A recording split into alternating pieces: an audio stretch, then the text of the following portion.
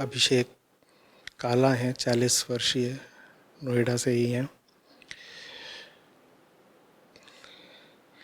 कह रहे हैं कि अपने आसपास देख रहे हैं तो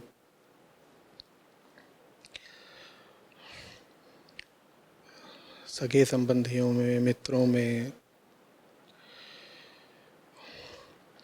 बहुत लोगों को संक्रमण हुआ और कुछ लोगों की दुर्भाग्यवश मृत्यु भी हो गई है। तो कह रहे हैं how to now gather strength to live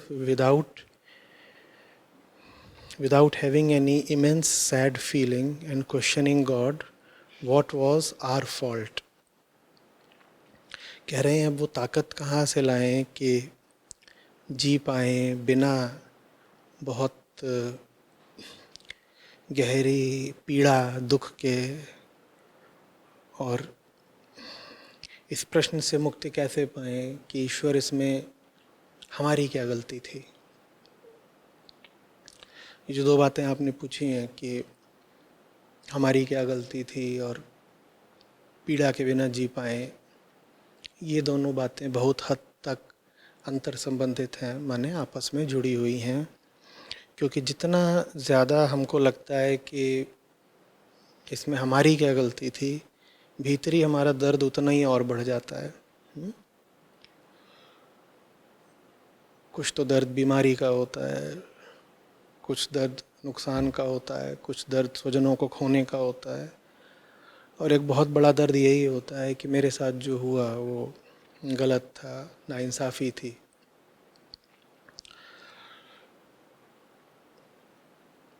अभिषेक, इस दौर में, इस पीड़ा में हम सब आपके साथ हैं, और वो कम हो सके दुख, इसके लिए कुछ बातें बोलूँगा। आपसे अनुरोध है ध्यान से सुने। देखिए,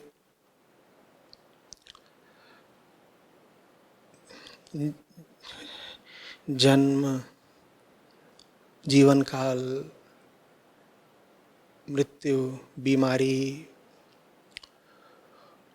आदमी, औरत, पशु, पक्षी, जीवाणु, विषाणु, ये सब प्रकृति के दायरे में आते हैं। ठीक है? ये सब किसके दायरे में आते हैं? प्रकृति के।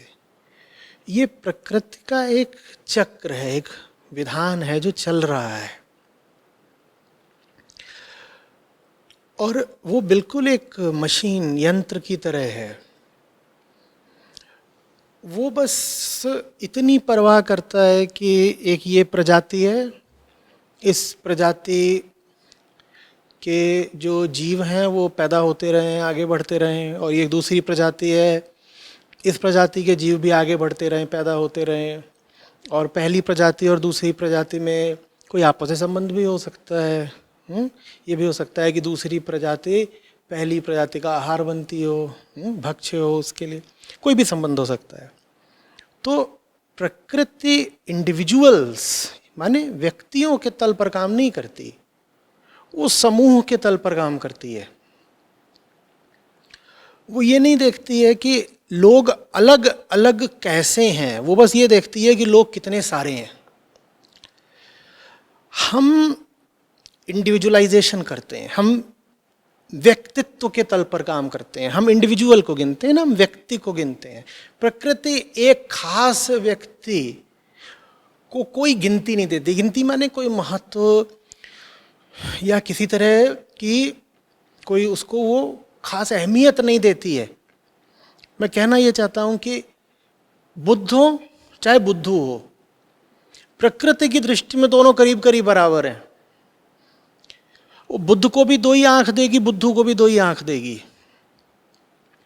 एक वायरस आएगा, वो चाहे बुद्ध को लगे चाहे बुद्धू को लगे, दोनों को बराबर रूप से बीमार करेगा। दोनों एक ही प्रक्रिया से जन्म लेंगे और दोनों एक ही प्रक्रिया से शारीरिक मृत्यु को प्राप्त होंगे। प्रकृति कोई अंतर ही नहीं करती है। प्रकृति के लिए अभिषेक जी व्यक्ति का कोई महत्व नहीं है। ठीक है? 5 लोग खड़े हों, उसमें से किसकी चेतना कितनी ऊंची है, प्रकृति इस बात को एक धेले की अहमियत नहीं देती।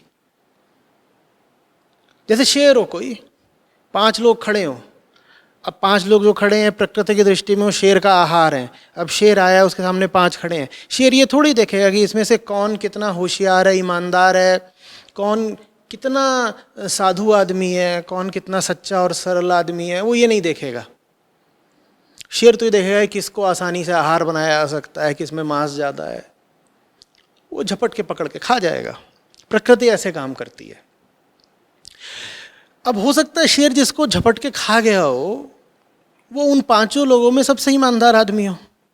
तो हमारे आपके भीतर फिर ये प्रश्न उठता है, बल्कि ये पीड़ा उठती है, एक तरह का विरोध, कि जो सबसे अच्छा आदमी था शेर, उसको काहे को खा गया, उसने क्या करा था? और जो बाकी थे 4 चोर थे, शेर ने उनको कुछ करा नहीं। हमारे भीतर ऐसे अन्याय जैसी भावना उठती, गलत हुआ हमारे साथ। नहीं, फिर हम समझे नहीं हैं। हम सोचते हैं कि जैसे प्रकृति का चेतना से कोई लेना देना हो, जैसे प्रकृति चेतना को सम्मान देती हो। ये अंतर हमें स्पष्ट ही नहीं हो रहा है। भारतीय दर्शन के केंद्र में यही भेद समझाने की कोशिश है कि तुम प्रकृति नहीं हो। प्रकृति से कोई उम्मीद मत रखो, वो अपना खेल खेलेगी, हर तरीके से वो पैदा करेगी, वो तुम्हारे भीतर तमाम तरह की वृत्तियां उकसाएगी, वो तुमको उन्हीं रास्तों पर ढकेलेगी जिन रास्तों पर उसने आज तक अरबों करोड़ों जीवों को ढकेला है। तुम क्यों सोच रहे हो कि तुम्हें जो प्राकृतिक रूप से मिला उसमें कुछ विशेष है? लेकिन हमें लगता नहीं साहब हम विशेष हैं। क्यों? क्योंकि हमें प्रकृति से शरीर मिला। इसी शरीर को हमने अपनी इंडिविजुअल आइडेंटिटी का आधार बना रखा है ना। हम यही तो बोलते हैं हम खास हैं क्योंकि हम ये हैं। तुम ये हो इसीलिए तुम खास नहीं हो, क्योंकि ये किसके पास है? सबके पास है भाई, तो इसीलिए तुम खास नहीं हो। लेकिन तुम देखो कि हमारा जो पूरा मन है वो कैसे काम करता है। हम कहते हैं मैं अलग हूं सबसे, क्योंकि मैं तो ये हूं, और वो दूसरा है, क्योंकि वो अपना हाथ उठाएगा तो वो अलग हो गया। आपसे जब कोई सवाल पूछा जाता है आप हाथ उठाते हो, तो इसका क्या मतलब होता है? मैं दूसरों से अलग हूं, किसी ने हाथ नहीं उठाया, मैंने हाथ उठाया। लेकिन ये जो आपका हाथ उठाना है, प्रकृति की दृष्टि में ये आपको बिल्कुल दूसरों जैसा ही बना देता है, क्योंकि हाथ प्रकृति की नजर में बिल्कुल बराबर है। आप अलग नहीं हो, आप एकदम अलग नहीं हो। प्रकृति की नजर में आप बिल्कुल वैसे ही हो जैसे जंगल में किसी मादा खरगोश ने 7 खरगोश के बच्चे को जन्म दे दिया हो। आप क्या उनको अलग अलग नाम भी देते हो? उनकी कोई व्यक्तिगत पहचान, कोई इंडिविजुअल आइडेंटिटी होती है? नहीं होती ना। तब तो आप नहीं कहते कि इन 7 को अलग अलग नाम दो, इनकी अलग अलग पहचान होनी चाहिए, तब तो नहीं कहते ना। बस ये कहते हो कि एक मादा खरगोश ने 7 बच्चों को जन्म दे दिया। प्रकृति के लिए ये बड़े अजीब सी बात है, हो सकता है आपको लगे खेद की बात है, लेकिन प्रकृति के लिए हम बिल्कुल वैसे ही हैं जैसे मादा खरगोश के 7 बच्चे। वो हमारा नाम भी नहीं गिनती, वो बस हमारी संख्या गिनती है। हमारा नाम नहीं गिनती, वो तादाद गिनती है, क्योंकि उसके लिए तुम एक शरीर से ज्यादा कुछ हो ही नहीं। प्रकृति के लिए तुम एक शरीर से ज्यादा कुछ भी नहीं हो।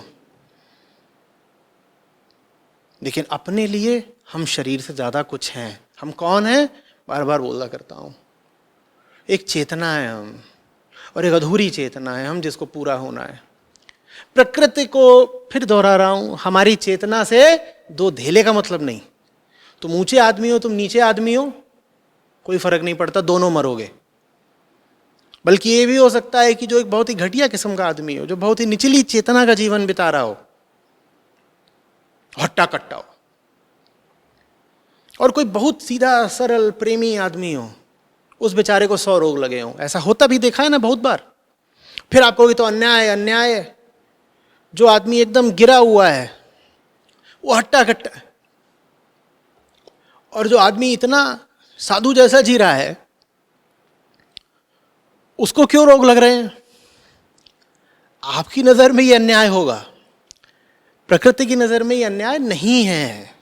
इतने सारे लेखक हुए हैं, विचारक हुए हैं, क्रांतिकारी हुए हैं, संत हुए हैं, जो कम उम्र में ही सिधार गए।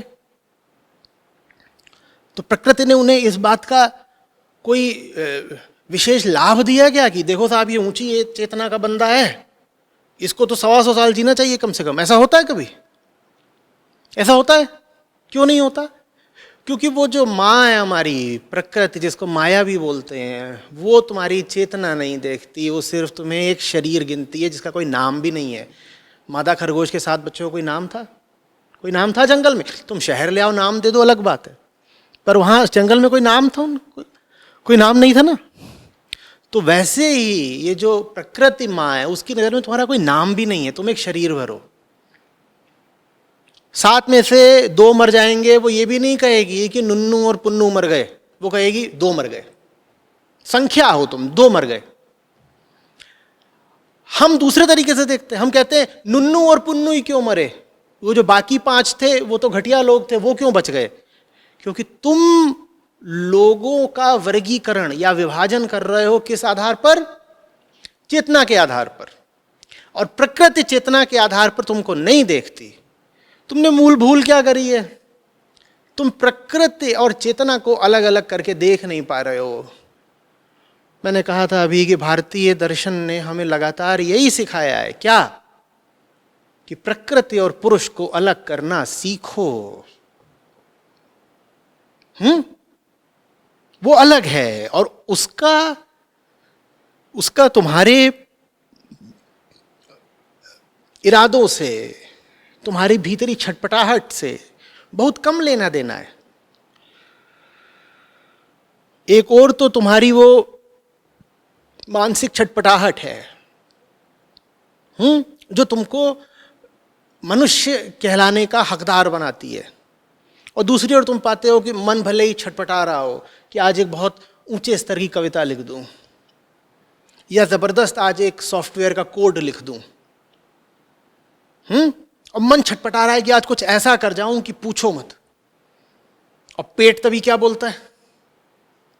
खाना चाहिए, खाना चाहिए। प्रकृति के पास कोई सम्मान ही नहीं है। तुम्हारी जो आंतरिक छटपटाहट और जो तुम्हारी नियति है और जो तुम्हें होना चाहिए उसके लिए, समझ में आ रही है बात? तुम बहुत बड़े लेखक हो सकते, तुम अपनी किताब का आखिरी चैप्टर, आखिरी अध्याय लिख रहे हो और तुम्हारी मौत हो सकती है। प्रकृति कोई सम्मान नहीं देती। वो माया माँ है ही ऐसी, प्रकृति कोई माया कहते हैं, वो है ही ऐसी। वो कहेगी ही नहीं कि इतना बड़ा ये लेखक होने जा रहा था, ये कुछ ऐसा लिखने जा रहा था जो कालजयी हो जाता, इसको हम अभी क्यों उठाए लिए जा रहे हैं? वो साफ। ये बात समझ में आ रही है?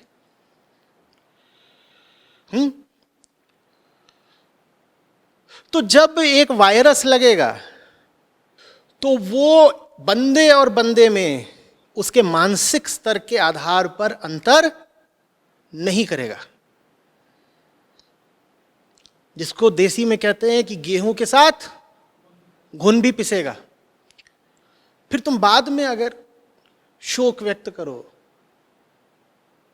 कि अरे फलाने तो बड़े अच्छे आदमी थे, वो क्यों मारे गए, वो गेहूं के साथ घुन भी पिस गया। ये होना है, क्योंकि प्रकृति व्यक्ति को नहीं समूह को देखती है। समूह ने जो करा है उसका कर्मफल पूरा समूह भुगतेगा। अब हम इस सिद्धांत पर आ गए हैं, इसको अच्छे से पकड़िएगा अभिषेक जी। तुम वही भर नहीं भुगतोगे जो तुमने करा एक व्यक्ति की तरह, तुम वो सब कुछ भुगतोगे जो तुम्हारे पूरे समूह ने, पूरी मानवता, एंटायर मैनकाइंड ने करा। समझ में आ रही बात?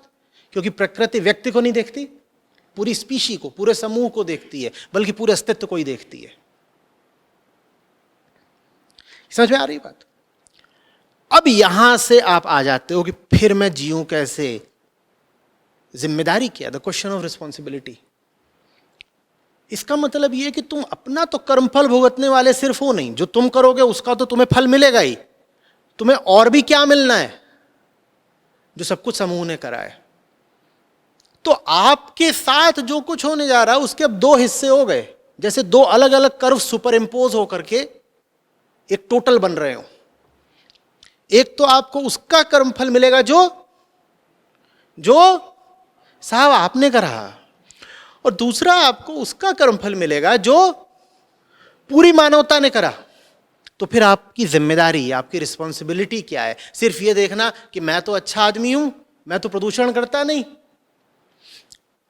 मैं तो वुहान और यूनान गया नहीं था वो चमगादड़ से वायरस निकालने के लिए, मैं तो अच्छा आदमी हूं। सिर्फ आपकी इतनी जिम्मेदारी है, इंडिविजुअल रिस्पॉन्सिबिलिटी। मुझे बताइए, आप अगर इसी में पड़े रहेंगे तो फिर शिकायत मत करिएगा जब वायरस आके आपको आपके घर से उठा ले जाए। एक नहीं, बहुत न जाने कितने वायरस है तो इंतजार कर रहे हैं, उस पर अभी आएंगे। क्या आप ये कह सकते हो मैं तो अच्छा सात्विक आदमी हूं, मैं तो बिल्कुल शुद्ध सात्विक आहार लेता हूं, जानवरों को मारता नहीं, अब पड़ोसी मार रहा है तो ये तो उसकी फ्री विल है, ये तो फ्रीडम ऑफ एक्सप्रेशन या फ्रीडम ऑफ फूड या जो भी बोल लीजिए, ये भी उसकी राइट है, वो कैसे भी जिए। साहब, वो जो कुछ कर रहा है उसका कर्मफल आप भुगतने वाले हैं। ठीक वैसे जैसे अगर आपके घर के सामने एक व्यक्ति प्रदूषण करने वाला डीजल जनरेटर चला रखा हो, तो उसका धुआं आप भी भुगत रहे हैं कि नहीं भुगत रहे हैं? या आप ये क्या देंगे कि ये तो उसका व्यक्तिगत मामला है, वो क्या करे, मैं तो अच्छा आदमी हूं ना, मैं बहुत कम बिजली का इस्तेमाल करता हूं। आप अगर ऐसा बोल भी देंगे तो क्या आप बच जाएंगे? क्या आप बच जाएंगे? आप नहीं बचेंगे ना। उसी तरीके से इस दुनिया में हर इंसान जो कुछ कर रहा है, ये बात हमें थोड़ी अजीब लग सकती है, ये बात हमें गैर वाजिब लग सकती है, लेकिन बात ऐसी ही है। इस दुनिया में कहीं भी कोई भी आदमी जो कुछ कर रहा है, उसका नतीजा, उसका परिणाम, उसका कर्मफल हम में से एक एक को भुगतना पड़ेगा। इसीलिए समझाने वालों ने इतनी मेहनत करी सबको समझाने की, क्योंकि कहीं भी कोई भी कुछ भी करेगा उसका अंजाम तो सब भुगतेंगे ना, सब भुगतेंगे ना। तो अगर सबको बचाना है तो सबको सिखाना पड़ेगा। आप ये नहीं कह सकते इतने लोग सीख गए, इतने लोग समझ गए, अब बाकी नासमझ हैं, भोंदू हैं, तो हम क्या कर सकते हैं। वो जो नासमझ लोग भी कर रहे हैं उसका अंजाम भी समझदार लोग भी भुगतेंगे। तो अगर कोई समझदार है तो उसकी जिम्मेदारी हो जाती है कि नासमझों को भी समझाए, जिस भी तरीके से हो सके उनको गलत काम करने से रोके। चीन में हो रहा था कुछ, मैं और आप क्यों बीमार हैं? और जो चीन में हो रहा था बहुत भद्दा था, बहुत भद्दा था। दो ही विकल्प है वहां पे, या तो जाकर जबरदस्ती जंगलों में घुस घुस करके जानवरों को लाया गया खाने के लिए, उन जानवरों से वायरस सीधे लग गया, या दूसरा विकल्प ये है कि वो जो वुहान इंस्टीट्यूट ऑफ वायरोलॉजी था उसमें गेन ऑफ फंक्शन रिसर्च हो रही थी। गेन ऑफ फंक्शन ये होती है कि वायरस के किसी प्रॉपर्टी को, किसी गुण को कृत्रिम रूप से बढ़ा दिया जाए जिससे वो और ज्यादा लीथल हो जाए।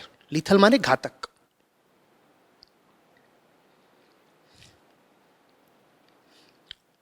ये रिसर्च हो रही थी वहां पर, बिना ठीक से सेफगार्ड्स लगाए। जब ऐसी रिसर्च होती है तो बायोसेफ्टी लेवल 4 चाहिए होता है, और वो जो इंस्टीट्यूट था वो लेवल 2 और लेवल 3 पर ऑपरेट कर रहा था। वहां से वायरस बाहर निकला। यही दो विकल्प है, इन्हीं दो तरीकों से हो सकता है। इन दोनों ही विकल्पों में साहब हिंदुस्तानियों की क्या खोट है? हमने क्या गलती करी? इतनी मौतें यहां क्यों हो रही हैं?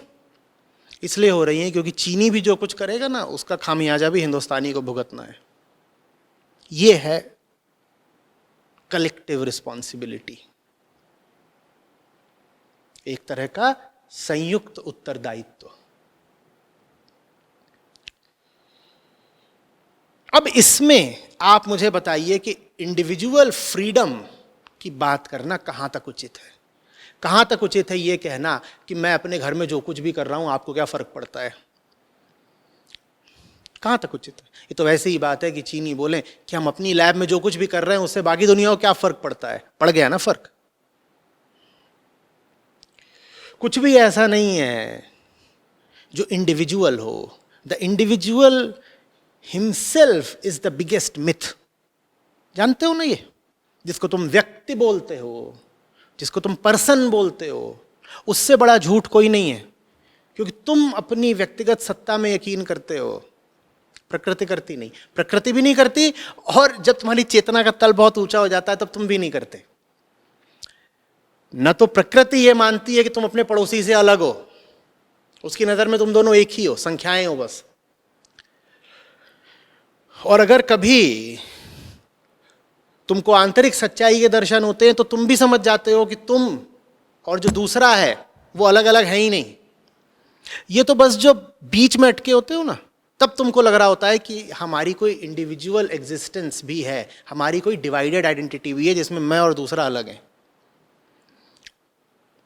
ऐसा है नहीं। तो इसीलिए दुनिया में जहां कहीं भी जो कुछ भी हो रहा है जो गलत है, उसे अपने तल पर अधिकतम जो कर सकते हो रोकने के लिए जरूर करो। क्योंकि प्रकृति कोड़ा तो सब पे ही पड़ना है, गलती चाहे किसी एक ने भी की हो। और जिस गलती की हम अभी बात कर रहे हैं वो गलती लगातार हुई जा रही है। मेरा जो जवाब है ये लंबा जा रहा है, पर सब्र से सुनिएगा। हम तमाम तरह की बातें कर रहे हैं, जब कोविड का जिक्र आता हम वैक्सीन की बातें कर रहे हैं, हम हर्ड इम्यूनिटी की बातें कर रहे हैं, ठीक है, हम सरकारों की गलतियों की बात कर रहे हैं, हम कह रहे हैं इसने ये नहीं किया उसने वो नहीं किया, हम कह रहे हैं ऑक्सीजन की कमी हो गई, हम कह रहे हैं फलानी दवाई बेकार थी वो क्यों दी गई, ये आइवरमेक्टिन, ये रेमडेसिविर, ये सब जो आज से 1 महीने पहले ढूंढे नहीं मिल रही थी, आज डॉक्टर इनको प्रतिबंधित करने के लिए कह रहे हैं कि इनसे कुछ होता नहीं।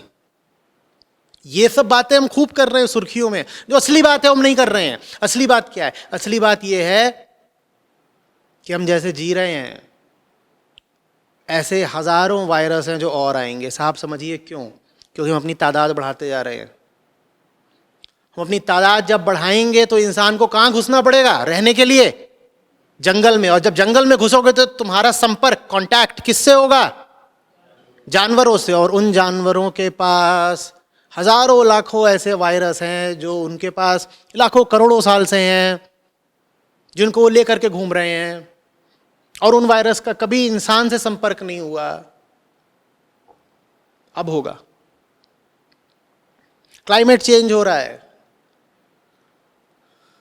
ग्लेशियर पिघल रहे हैं। जानते हो ग्लेशियरों के पिघलने का एक दुष्प्रभाव क्या होने वाला है? बर्फ के नीचे, बर्फ की मोटी मोटी तहों के नीचे, कई कई मीटर बर्फ के नीचे, दर्जनों मीटर बर्फ के नीचे बहुत सारे वायरस सोए पड़े हैं। साहब वायरस ऐसी चीज होती है जिसको आप जिंदा चाहो तो जिंदा मान लो और उसे जड़ चाहो तो जड़ मान लो। आप उसको लाखों सालों तक एक डब्बे में बंद करके रख सकते हो। वायरस बैक्टीरिया नहीं होता। वायरस के बारे में ये कहना ही बहुत मुश्किल है कि वो एक जीवित जंतु है या जड़ पदार्थ है। उसे केमिकल की तरह भी ट्रीट कर सकते हो, उसे लिविंग ऑर्गेनिज्म की तरह भी ट्रीट कर सकते हो। तो बर्फ के नीचे न जाने कितने तरह के वायरस सोए पड़े हैं। सोए पड़े माने डॉर्मेंट, इनएक्टिव पड़े हैं। ये जो क्लाइमेट चेंज हो रहा है, जो हमारी और आपकी भोगवादिता का, कंजम्पशन का नतीजा है, वो उस बर्फ को पिघला रहा है और वो सब वायरस वहां से अब बाहर आकर सक्रिय होंगे। जंगल से बाहर आएंगे, बर्फ से बाहर आएंगे। क्यों? क्योंकि हमारे जीने का तरीका गलत है। क्यों? क्योंकि हमें सिखाने और पढ़ाने वालों ने कुछ बहुत गलत बातें हमें बता दी हैं। उन्होंने हमें बता दिया जितना भोगोगे तुम उतने ऊंचे आदमी कहलाओगे। उन्होंने बता दिया कि जीवन का लक्ष्य ही हैप्पीनेस है, और हैप्पीनेस का क्या मतलब है? और भोगो और भोगो और भोगो। हमें यह बता दिया गया है। समझ में आ रही बात? तो ये वायरस अचानक अनायास कहीं से नहीं प्रकट हो गया। ये कर्मफल है। ये ह्यूमैनिटी ने कलेक्टिव तौर पर जो करा है उसका परिणाम है। और ये सिर्फ, मुझे बहुत अफसोस हो रहा है कहते हुए, डर भी लग रहा है कि ये सिर्फ झांकी है। हम प्रकृति का विनाश बहुत तेज गति से कर रहे हैं, बहुत ज्यादा तेज गति से कर रहे हैं। और प्रकृति को एक इक्विलिब्रियम, एक संतुलन बना के रखना है। वो नहीं चाहती कि एक ही स्पीशीज बचे बाकी खत्म हो जाए। उसके लिए आप सिर्फ एक स्पीशी हो, अनदर स्पीशीज, होमोसेपियंस। प्रकृति का कोई इरादा नहीं है कि बस एक यही बची रहे और लाखों करोड़ों जो बाकी स्पीशीज हैं वो खत्म हो जाएं, नहीं। तो जब ये जो एक स्पीशीज है ये ज्यादा छाने लगेगी तो प्रकृति स्वयं ही क्या करेगी अपने संतुलन को बरकरार रखने के लिए? वो खुद ही कुछ ऐसा कर देगी कि होमोसेपियंस की तादाद घट जाए। आपको ये बात समझ में क्यों नहीं आ रही है कि आप पृथ्वी के राजा नहीं हो? पर हमने इस बात को तो धर्म का भी हिस्सा बना लिया है कि हिंदुस्तानी कि इंसान ईश्वर की सर्वश्रेष्ठ कृति है और उसको जमीन पर भेजा गया है पृथ्वी को भोगने के लिए। और कुछ धार्मिक धाराएं कहती हैं साहब ये जो जितने जीव जंतु और प्राणी और पक्षी और मछली हैं वो तो बनाए ही इसीलिए गए हैं ताकि इंसान उनको खाए। बेवकूफों, तुम्हारी ये सोच खा गई ना पूरी पृथ्वी को। तुम्हें अभी भी अक्ल नहीं आ रही? तुम्हें अभी भी लगता है कि ये जितने जीव जंतु हैं, ये मुर्गे, ये बकरे, ये सुअर, ये गाय, ये मछलियां, ये पक्षी, ये इसलिए बनाए गए हैं कि तुम इन्हें भोगते रहो? तुम्हें अभी भी लगता है कि जंगल इसलिए हैं ताकि तुम उनको लगातार नष्ट करते रहो? तुम्हें लगता है पहाड़ इसलिए हैं ताकि तुम उनका दोहन करते रहो? तुम्हें लगता है प्रकृति ऐसी चीज होने देगी? उसकी नजर में तुम खास नहीं हो भाई। अपनी नजर में हम बहुत बड़े बादशाह सिकंदर हैं, प्रकृति की नजर में हम सिर्फ एक शरीर हैं, और शरीर तो बराबर होता है। वही वायरस जो इंसान को लग रहा है वही हाथी को भी लग गया, कुत्ते को भी लग गया, बिल्ली को भी लग गया। ज्यादातर तो जो हमें वायरस लगते हैं वो होते ही जूनोटिक ओरिजिन के हैं। जूनोटिक ओरिजिन समझते हो? जानवरों से आने वाले। प्रकृति की नजर में तुम वैसा ही हो जैसे एक जानवर। जो वायरस जानवर को लगता है वही वायरस तुम्हें भी लगता है। समझ में आ रही है बात? हम अगर अलग हैं वाकई तो इसलिए अलग हैं कि हमारे पास एक चेतना है जो प्रकृति से अलग है। उस चेतना में जियो। और चेतना में जीने का मतलब होता है ध्यान में जीना, समझदारी में जीना। भीतर से जो सब प्राकृतिक वृत्तियां उठती हैं उनसे जरा खबरदार रहना, उन्हें दबा। भीतर से कौन सी प्राकृतिक वृत्तियां उठती हैं?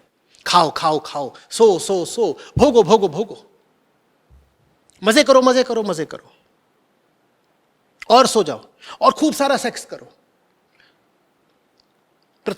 प्रकृति यही उठाती है हमारे भीतर से। ऐसे ही पैदा हुए हैं हम, और उसने इसीलिए पैदा किया कि तुम यही सब कुछ करते रहो। खूब खाओ, खूब सो, सेक्स करो, बच्चे पैदा करो, मर जाओ, कोई बीमारी, फंगस, बैक्टीरिया कुछ लगेगा, खा जाए तुम्हें।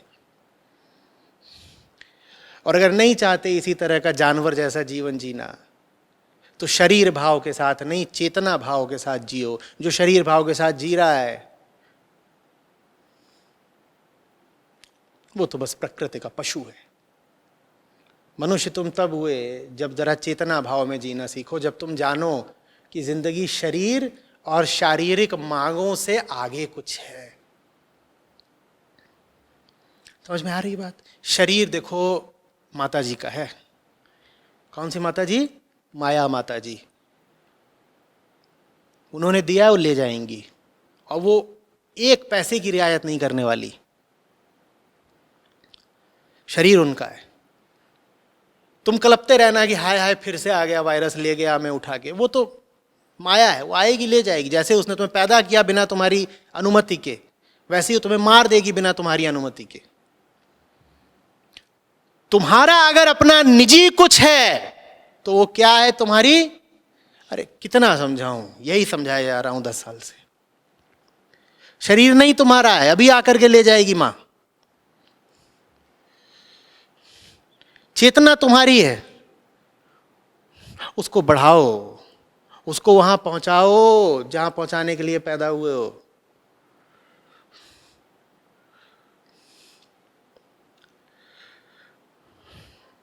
ये जो इतना पापाचार बढ़ रहा है, मारा मारी बढ़ रही है, हम इसी को तो विकास मानते हैं।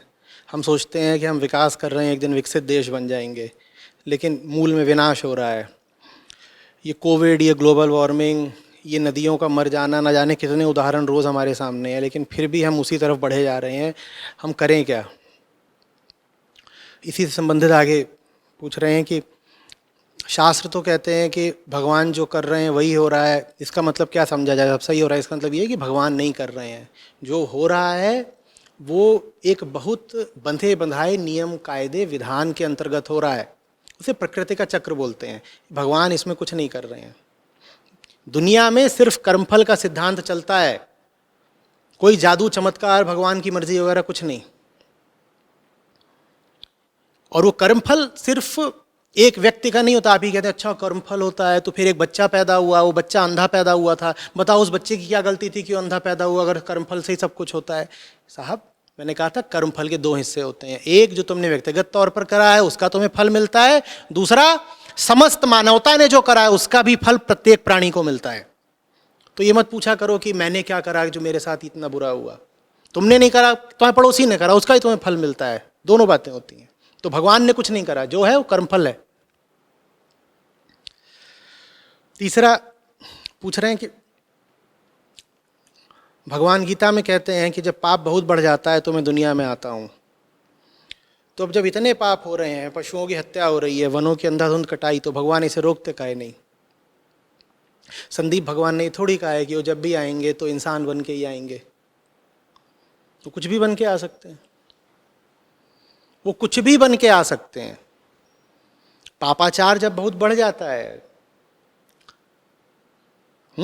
तो कह लो उसको रोकने के लिए, या कह लो उसके फल स्वरूप, जैसे भी बोलना चाहो, ये निश्चित है कि एक दूसरी शक्ति का उदय होकर के रहेगा। और वो शक्ति कोई भी रूप ले सकती है। एक व्यक्ति नहीं हो सकता, वो शक्ति एक समुदाय हो, वो कोई प्राकृतिक शक्ति भी हो सकती है। अब समुद्र का जल स्तर बढ़ रहा है, इसी को मान लो कि इसी रूप में भगवान आ रहे हैं। और यदि भगवान आ सकते हैं किसी भी रूप में, तो भगवान एक वायरस बन के भी आ सकते हैं, हाथी बन के भी आ सकते हैं। ये तो हमारी सोच की सीमा है कि हमें लगता है कि भगवान अब इस बार भी जब आएंगे तो मोर मुकुटधारी होकर ही आएंगे। आवश्यक नहीं ना। आवश्यक है ये समझना कि तुम कुछ खास नहीं हो। प्रकृति ने तुम्हारी एक सीमा और एक स्थान निर्धारित करा है, और तुम उससे ज्यादा आगे बढ़ोगे तो परिणाम झेलना पड़ेगा। प्रकृति ने ऐसा बिल्कुल नहीं कह रखा है। तुम्हारी किताबों ने कह रखा होगा कि तुम बहुत खास हो, पर प्रकृति की नजर में तुम कोई बहुत खास नहीं हो। प्रकृति ने ऐसा बिल्कुल नहीं कह रखा है कि दुनिया में ये जो करोड़ों प्रजातियां हैं जीवों की, उसमें एक मनुष्य ही खास है। नहीं, प्रकृति चींटी को भी पैदा करती है, हाथी को भी पैदा करती है, घास को भी पैदा करती है, पेड़ को भी पैदा करती है, इंसान को भी पैदा करती है, और घोड़े और गधे को भी पैदा करती है। वो भेदभाव नहीं कर रही बाबा। तुम अपनी नजर में होगे बहुत श्रेष्ठ, प्रकृति की नजर में सब बराबर। सबको पैदा कर रही है, सबको मार रही, सबको पैदा कर रही, सबको मार रही। बताओ तुम खास कैसे हो गए? और कई तो ऐसे जीव जंतु तुमसे बहुत ज्यादा जीते हैं। बहुत सारे पेड़ हैं जो सैकड़ों साल जीते हैं, तुम कैसे खास हो गए बताओ? तुम जानते हो अगर अस्तित्व की उम्र 1 साल मानी जाए, 1 साल, हाँ, तो इंसान को अस्तित्व में आए अभी 1 दिन भी नहीं हुआ है। अब तुम बताओ तुम कितने खास हो गए? तुम तो बस प्रकृति का एक नवीनतम प्रयोग हो, लेटेस्ट एक्सपेरिमेंट, जो कि अभी बहुत टेंटेटिव स्टेज में है। टेंटेटिव समझते हो कि ठीक है देखते हैं भाई, 365 दिन अगर पुराना है, पृथ्वी की बात कर रहा हूं सिर्फ, 365 दिन अगर पुराना है जीवन, तो उसमें से ये जो होमोसेपियन स्पीशीज हैं, ये अधिक से अधिक कितनी पुरानी है? 1 दिन भी नहीं, शायद 1 घंटा भी नहीं, ये इतनी नई है। और तुम कह रहे हो हम ही तो हैं इस दुनिया के केंद्र में। तुम केंद्र में नहीं हो, तुम अभी अभी आए हो, लात मार के निकाल दिए जाओगे। तुम जब नहीं थे तब भी जीवन था, तुम नहीं रहोगे तब भी जीवन रहेगा। पृथ्वी तुम जैसों को कितनी बार साफ कर चुकी है। तुम आते हो, तुम्हें साफ कर दिया जाता है, निकल लो यहां से। समझ में आ रही बात? तो ये जो पाप वगैरह बहुत बढ़ रहा है, ये तो एक छोटी सी चीज है। आदमी जैसे बुलबुला, वो अपना बुलबुला फुला रहा है, बुलबुला अभी फट जाएगा, खत्म हो जाओगे। आ रही बात समझ में?